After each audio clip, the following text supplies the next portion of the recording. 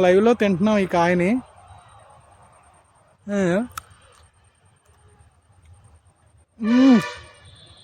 మేము దీన్ని పరిక్కాయల మొక్క అంటాము. చూడడానికి రేగాకుల్లా ఉంటాయి, కానీ రేగు మొక్క అయితే కాదు ఇది. ఇది పాదులా పాకిద్ది. దీనికే నేను అక్కడక్కడ కొన్ని కాయలు అయితే చూశానండి. ఇదిగోండి కాయ ఇక్కడ నల్లగా ఉంది చూసారా, ఇదేనండి పరిక్కాయ. ఫోన్ లోపల పెట్టి జూమ్ చేస్తాను. ఇగోండి పరిక్కాయలు, అవి పైన ఉన్నాయి పచ్చివి. అవి కోసినా వేస్టే కదండి, పండవు.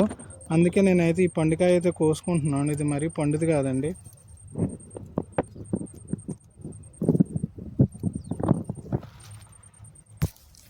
ఇదిగోండి నాకైతే ఒకటే దొరికింది పండుకాయ, అది కూడా పూర్తిగా పండలేదు.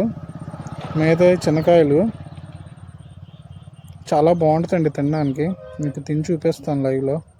ఇదిగోండి ఇప్పుడు మనం లైవ్లో తింటున్నాం ఈ కాయని.